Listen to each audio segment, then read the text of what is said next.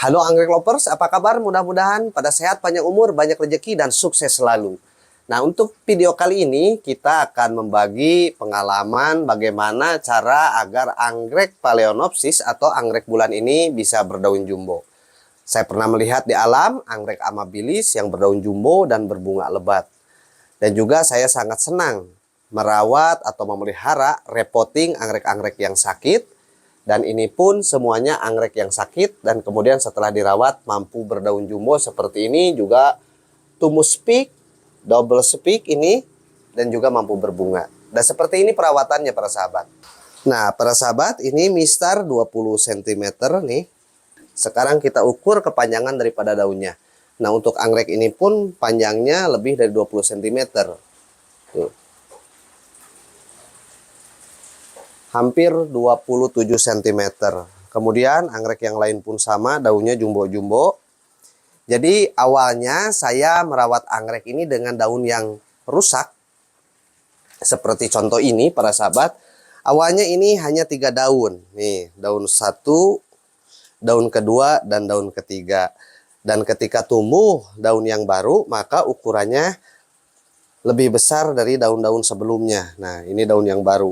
Cukup tebal dan keras daunnya. Dan anggrek ini pun sama para sahabat, awalnya 2 daun. Nah ini daun pertama yang sudah rusak, kemudian saya potong. Kemudian daun yang ini juga rusak, saya potong dan tumbuh ini daun yang baru. Ukuran daun yang barunya juga lumayan besar. Sekarang kita ukur. Nah ini 20 cm lebih ya para sahabat. Kemudian sudah muncul spek. Para anggrek lovers, yang perlu diperhatikan agar anggrek bulan atau Phalaenopsis ini mampu berdaun jumbo adalah ukuran pot. Jadi jika ingin berdaun jumbo, berikan pot yang ukurannya besar atau diameternya besar, juga dalam. Nah yang kedua ini sama, semuanya saya berikan ukuran potnya yang besar. Karena dengan pot yang besar, perakaran anggrek bebas bergerak dan tambah banyak. Lebih banyak akar, pasti lebih banyak nutrisi yang diserap. Nah seperti ini, walaupun besar para sahabat tuh perakaran sampai keluar. Juga perhatikan sirkulasi udara di pot tersebut. Karena ini berongga dari anyaman bambu, jadi banyak udara yang keluar masuk. Jika di ember bekas seperti ini, maaf ya para sahabat, dikasih lubang saja. Nah, akar pasti akan tumbuh banyak. Ini pun cukup berat karena ada cacahan batanya. Tapi nih, tuh para sahabat, nih, perakaran sudah mengikat media tanam seluruhnya. Yang kedua, tidak kalah pentingnya adalah media tanam. Untuk media tanam yang saya gunakan adalah media tanam secara kombinasi, karena saya berada di ketinggian 500 mdpl atau di dataran menengah. Yang saya gunakan media tanam arang, kombinasi dengan cacahan pakis, juga dengan mos hitam. Kenapa harus dikombinasi? Karena jika arang ini cukup miskin unsur hara. Tapi bisa dibantu jika media tanam secara kombinasi. Ada beberapa media tanam yang mengandung unsur hara seperti cacahan pakis, sabut kelapa. Jika berada di dataran rendah, alangkah baiknya berikan media tanam yang banyak menyimpan air. Tapi jika di dataran tinggi, berikan media tanam yang tidak begitu banyak menyimpan air. Nah ini media tanamnya seperti ini saja ya para sahabat, menggunakan media tanam kombinasi.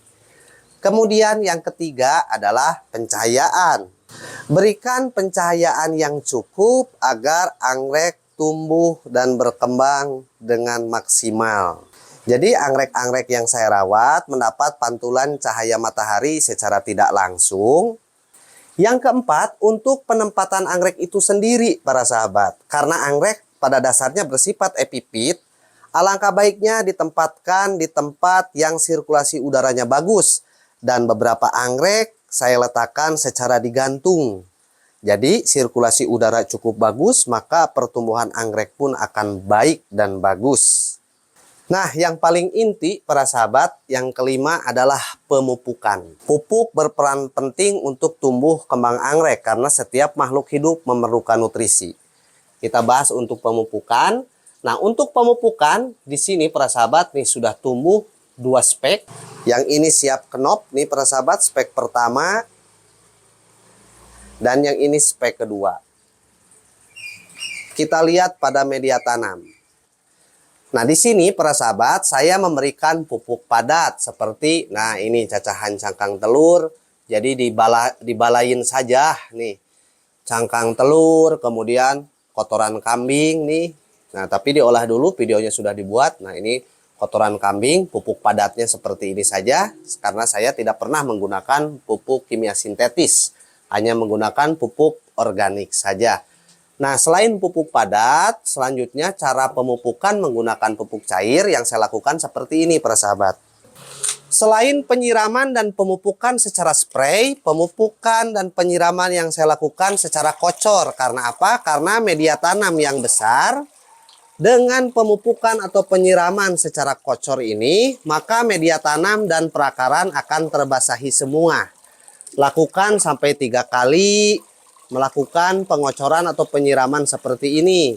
Jadi 3 gayung agar akar dan media tanam terbasahi semua. Kenapa saya berani melakukan pemupukan atau penyiraman secara kocor? Karena sirkulasi udaranya bagus, kemudian posisinya disimpan di gantung, maka dengan sirkulasi udara bagus akan mempercepat penguapan. Ini pun sama seperti ini para sahabat.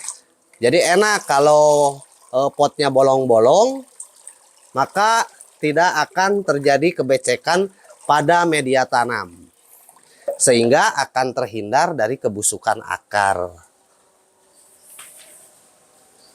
Untuk pemupukan anggrek-anggrek ini saya berikan hanya menggunakan pupuk organik saja. Tidak pernah memberikan pupuk kimia sintetis. Yaitu pupuk organik dari sisa limbah kulit buah-buahan maupun dari kotoran kambing. Untuk pembuatannya bagaimana membuat pupuk cair organik dari kotoran kambing maupun limbah buah-buahan sudah saya buatkan videonya. Dan untuk cara pemupukan juga sudah saya buatkan videonya. Semoga bermanfaat. Terima kasih. Jangan lupa like dan subscribe. Assalamualaikum warahmatullahi wabarakatuh.